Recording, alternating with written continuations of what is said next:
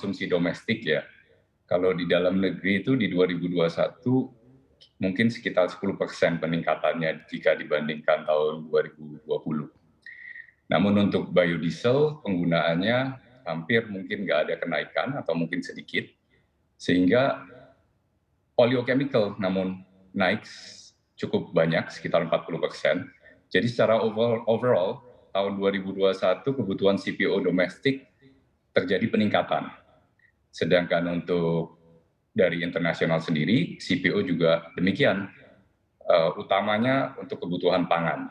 Jadi secara global memang benar kebutuhan terhadap CPO mengalami peningkatan. Oleh karenanya makanya harganya naik lumayan tajam ya di 2021 ini, bahkan mencapai rekor tertinggi dalam sejarah harga CPO ya. Itu mungkin ya. Oke, baik. Namun bagaimana Anda melihat respon dari Indonesia menyikapi lonjakan dari harga sawit? Kita ingat begitu ya, di awal pandemi kita ketahui harga CPO ini sempat anjlok sangat signifikan, lalu kemudian menyentuh rekor tertinggi di tahun 2021 dan juga masih berlanjut di tahun 2022 ini. Betul. Jadi menurut saya sudah benar apa yang dilakukan oleh pemerintah Indonesia, yaitu satu, menerapkan insentif tarif pungutan ekspor secara progresif berdasarkan harga CPO. Dengan adanya kebijakan tarif levy tersebut ditambah dengan bea keluar yang juga progresif sesuai dengan harga CPO, maka pemerintah kemudian dapat memberikan dana yang didapat dari kebijakan tersebut untuk mensupport upaya hilirisasi CPO, yaitu dengan cara memberikan insentif dan subsidi bagi investor yang menanamkan modalnya terhadap investasi pada bidang hilirisasi produk CPO, seperti refinery, biodiesel. Nah, itu yang pertama. Yang kedua, pemerintah juga menerapkan tarif pungutan ekspor untuk bahan baku mentah CPO yang jauh lebih tinggi daripada tarif pungutan ekspor untuk produk turunan atau hilirisasinya CPO. Nah, dengan demikian, maka akan semakin banyak perusahaan yang akan menanamkan modalnya untuk membangun industri pengolahan minyak sawit dalam negeri, yang akibatnya nanti bukan lagi ekspor mentah CPO kita yang banyak, melainkan Indonesia sudah dapat memakai mayoritas dari produksi CPO kita sendiri. Dan kalaupun masih melakukan ekspor, kebanyakan sudah akan dalam bentuk produk turunannya CPO, sehingga selain harga yang didapat untuk CPO kita akan bisa lebih baik, Indonesia juga akan bisa lebih berperan nanti dalam menentukan harga global CPO di dunia. Dan penyiapan roadmap, hilirisasi, dan pemenuhan untuk dapat menyerap semua produksi CPO domestik, inilah yang menurut saya sudah benar dilakukan oleh pemerintah Indonesia ya.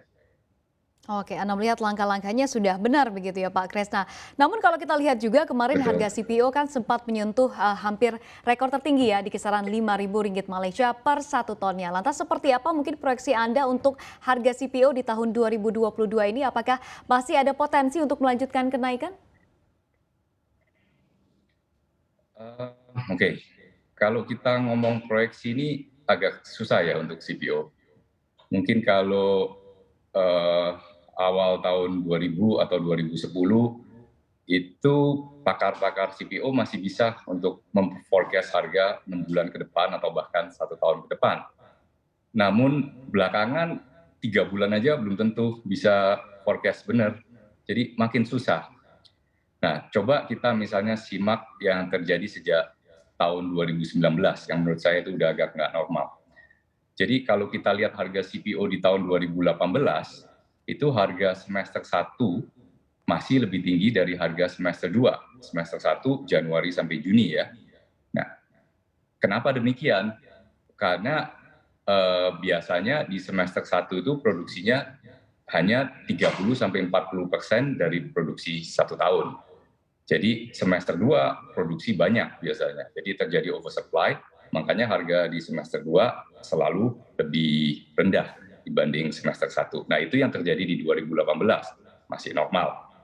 Namun pada semester 2 2018 di akhir tahun itu terjadi krisis ekonomi yang akibatnya permintaan atas CPO turun drastis secara global dan mengakibatkan terjadinya oversupply, sehingga tangki timbun CPO di Indonesia maupun tongkang CPO di mana-mana itu penuh.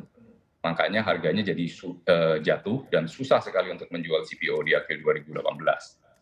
Nah, di 2019 mulai pelan-pelan naik kembali. Nah, tapi sudah mulai terjadi kelainan, yaitu harga di semester 1 bukan lagi lebih tinggi dari semester 2, tapi sedikit lebih rendah dari harga semester 2. Jadi semester 2 udah mulai lebih mahal, itu di 2019, nggak normal. Di 2020, itu berlanjut ketidaknormalan ini, di mana harga semester 2 tahun 2020 itu 33% lebih mahal dari semester 1. Dan bahkan di 2021 naik lagi. Harga semester 2 yang di puncak itu 40% lebih mahal dari semester 1. Itu jarang sekali terjadi, karena biasa ketika produksi banyak, oversupply, harga akan turun. Namun 3 tahun terakhir ini nggak demikian gitu loh. Jadi di satu sisi kalau kita lihat untuk semester 1 ini, menurut saya mungkin harga tetap di kisaran sekarang, mungkin harga Dumai sekitar 14.500 exclude PPN. Nah, namun untuk di semester 2 ini yang agak susah kita prediksinya. Kita lihat tadi historical 3 tahun terakhir CPO di semester 2 bisa lebih tinggi dari semester 1. Itu padahal nggak normal. Jadi untuk semester 2 ini tahun 2022 saya lihat bisa up atau down, mungkin variasinya sekitar 15% ya, naik atau turun dari